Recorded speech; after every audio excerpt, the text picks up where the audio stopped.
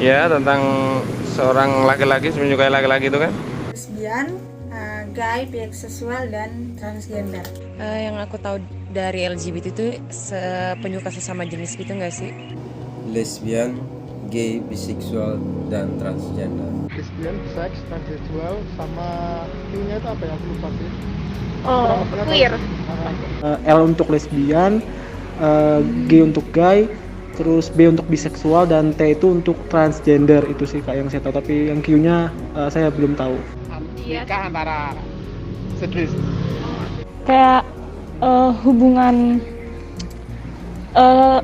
lelaki yang dan lelaki, perempuan dan perempuan, jadi sejenis gitu. Itu sih. Buat saya pribadi Iya. menyimpang. Ya, terlalu menyimpang. Menurut saya LGBT merupakan sesuatu yang menyimpang, termasuk penyimpangan sosial, karena itu masih dianggap penyakit oleh sebagian orang, terutama di Indonesia. Kalau aku sendiri sebenarnya LGBT itu kan dari barat nggak sih?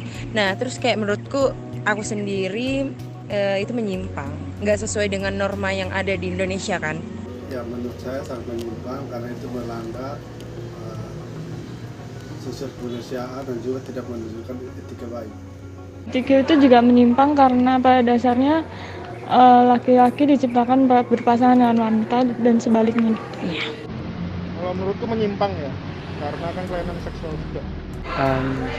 Kalau menurut saya pribadi kak, LGBTQ itu boleh dimasukkan dalam satu kategori perilaku atau tindakan yang menyimpang. Menurut saya tidak, sebab menyimpang dari norma-norma yang ada dan penyimpangan dalam agama dan sosial. Tidak layak. Kalau di Indonesia tidak layak. Tidak layak. Enggak layak. Menurut saya pribadi belum layak untuk berada di Indonesia karena tidak sesuai juga dengan adat istiadat kita. Kemudian dari sisi agama juga sangat tidak dianjurkan untuk konsep mengenai LGBTQ itu. Kalau personal, kalau aku sendiri enggak ya. Umumnya kalau di Indonesia tuh laki-laki sama perempuan mengambil keturunan. Kalau LGBT kan nggak ada keturunan ya. Ya, soalnya selain ditentang dari agama, dan itu tuh sebenarnya bukan budaya kita, tapi kayak ingin dijadikan suatu norma yang untuk dihalalkan gitu loh, untuk dinormalisasi gitu. Kalau misalnya ada pun sebenarnya nggak layak, tapi kalau misalnya ada yang terlibat pun kan pasti banyak yang terlibat juga. Tapi kurang tahu juga sih, tinggal nanti penyelesaiannya gimana. Menurut saya tidak layak, sangat sekali, karena sejauh ini belum ada di sekitar kita yang terjadi seperti itu.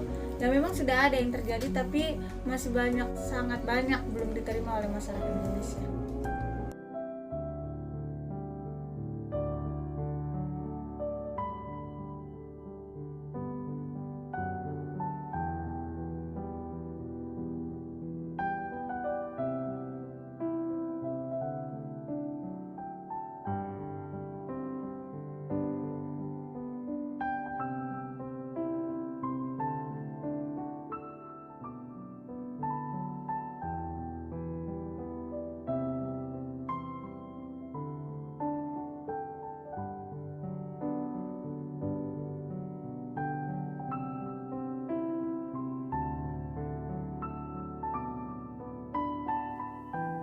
Aku adalah insan yang terbuang tak selayaknya ciptaan Tuhan. Hak hidupku dirampas hanya karena aku dicap pribadi yang menyimpang. Harga diriku diinjak-injak di tempat umum. Aku tidak bisa bebas dalam menimba ilmu di dunia pendidikan. Diriku dilecehkan dalam dunia pekerjaan. Dan bahkan aku dipecat hanya karena keberadaan diriku yang seperti ini. Aku dianggap sebagai virus yang membahayakan diri orang lain. Aku diperlakukan tidak selayaknya pasien pada umumnya oleh tenaga medis ketika aku sakit. Setiap ruang gerakku selalu dibatasi. Sedih karena rasa sakit yang timbul di dalam hati ini. Bagaikan duri yang tidak bisa dikeluarkan dalam tubuh. Aku bagaikan ikan yang harus bertahan di tengah-tengah keringnya tingkah masyarakat yang semena-mena pada diriku. Sungguh aku tidak tahu mau menyalahkan siapa karena diriku seperti ini.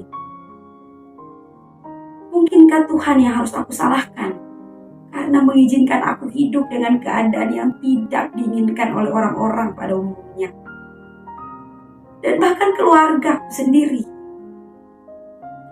Saudaraku, aku layak seperti kalian. Aku layak hidup seperti kalian. Aku juga layak menerima pendidikan seperti kalian. Aku ini manusia. Aku punya hati. Aku juga punya pikiran seperti kalian. Reaksi negatif dari masyarakat terjadi karena pemahaman bahwa LGBTQ adalah penyakit mental. Namun, menurut American Psychiatric Association sebagai lembaga organisasi psikiater profesional di Amerika Serikat yang merupakan organisasi terbesar di dunia, sejak tahun 1973 telah menghapus kategori homoseksual sebagai gangguan jiwa yang sebelumnya disebut sebagai gangguan jiwa. Di Indonesia sendiri yang menggunakan pedoman gangguan jiwa yaitu Pedoman Penggolongan Penyakit dan Diagnosis Gangguan Jiwa atau yang disingkat sebagai PPDGJ, LGBT bukanlah gangguan mental. LGBT baru dianggap sebagai gangguan jiwa jika yang bersangkutan merasa labil tentang orientasi seksualnya. Tapi LGBT menurut PPDGJ merupakan orientasi yang normal dalam perilaku hidup manusia. Selain itu, ada anggapan bahwa LGBTQ adalah penyakit yang menular. Ada stigma masyarakat jika bergaul dengan LGBTQ maka bisa memicu menularkan penyakit seksual yang menular karena melakukan seks yang tidak aman. Namun dari sumber yang didapat, salah satu dokter spesialis bedah saraf dari Rumah Sakit Mayapada, Ibu Roslan Yusni Hasan, menyatakan bahwa orientasi seksual LGBT tidaklah menular. Data ini menjelaskan seberapa vokal dan keras pun kita menganggap LGBTQ sebagai penyakit, bukan kemudian membuat kelompok yang kontra terhadap LGBTQ menjadikan dasar diskriminasi. Tentu hal itu bisa dijawab dengan pernyataan beberapa organisasi kesehatan yang telah disebutkan. Karena stigma-stigma yang beredar di kalangan masyarakat bahwa LGBTQ adalah gangguan jiwa, maka orang dengan seenaknya merampas hak hidup mereka. Karena dianggap sebagai penular penyakit seks, maka diasingkan dari lingkungan, diperlakukan tidak baik. Itu bukan hal yang benar. LGBTQ tetaplah manusia dan punya hak untuk dihargai, punya hak untuk didengar, hak untuk memberi pendapat, dan hak untuk hidup selayaknya manusia lain. Seseorang menjadi LGBTQ disebabkan oleh beberapa faktor, antara lain dikarenakan faktor genetik dan juga faktor lingkungan. Yang pertama, faktor genetik. Untuk bisa lebih memahami menjadi LGBTQ diakibatkan faktor genetik.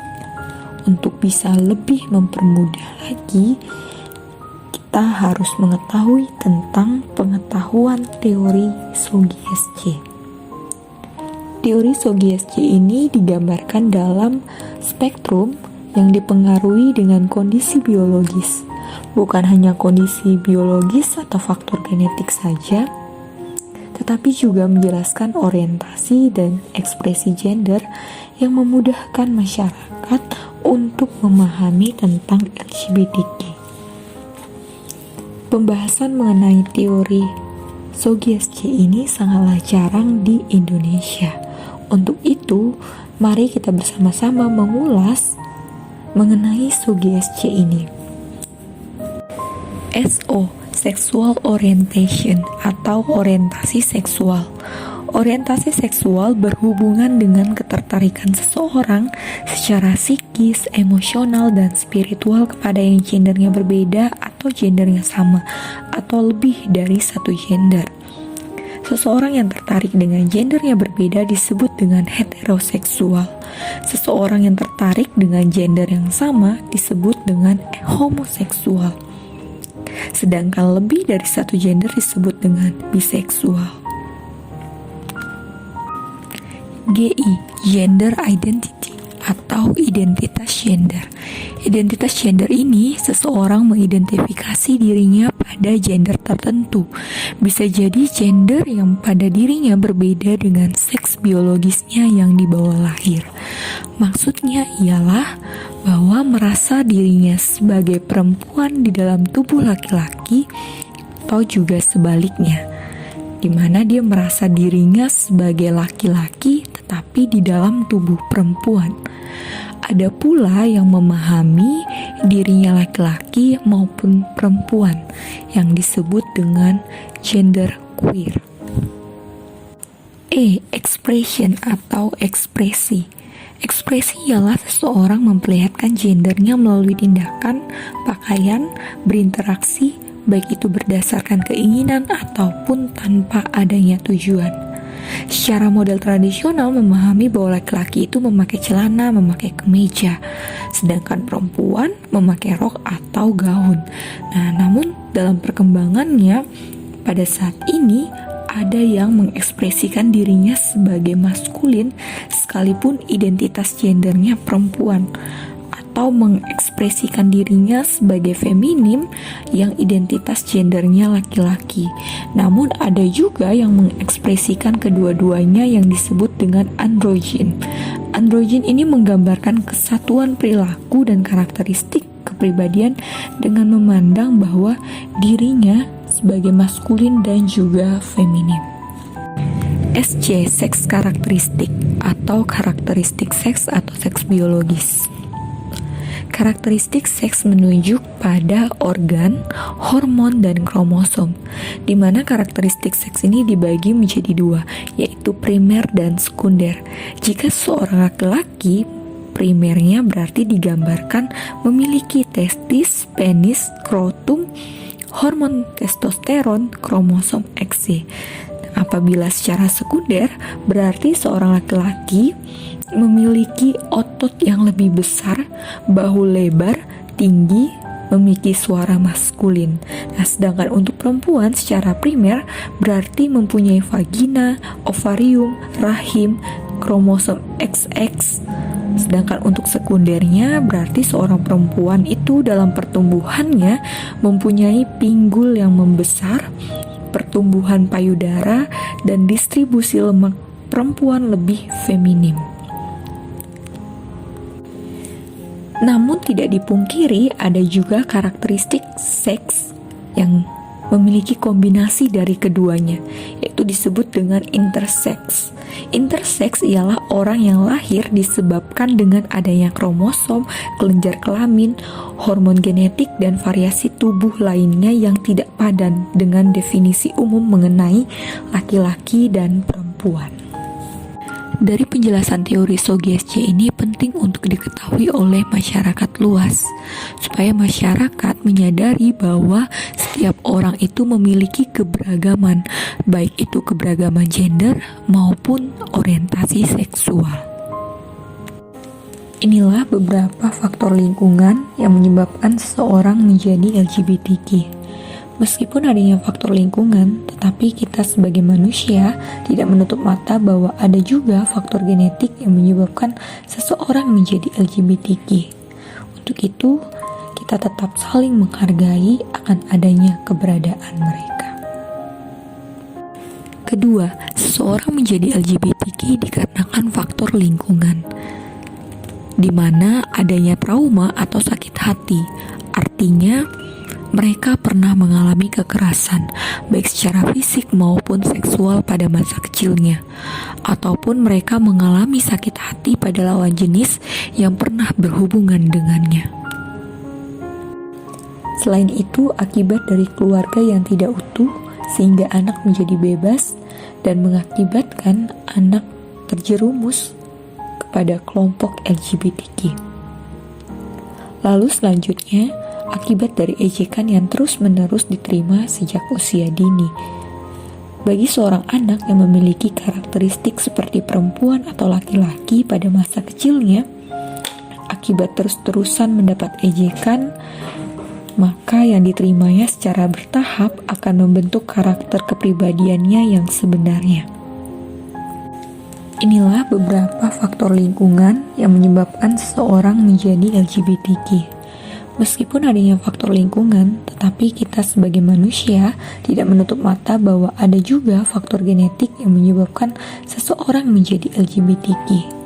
Untuk itu, kita tetap saling menghargai akan adanya keberadaan mereka.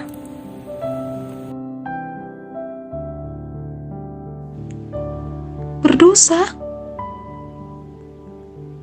Jika memang mereka dengan dirinya seperti itu dianggap berdosa, bukankah kita semua juga adalah manusia berdosa lewat jalan yang berbeda dengan mereka? Lalu mengapa? Mengapa mereka diperlakukan seperti itu? Berdosa? Jika mereka berdosa, namun bukankah mereka adalah manusia yang punya perasaan? Bagaimana jika kita di posisi mereka yang terkena bulian? Bukankah sakit rasanya? Mereka hidup, namun kelihatannya mereka tidak hidup. Bagaimana jika kita yang didiskriminasi? Terimakah kita?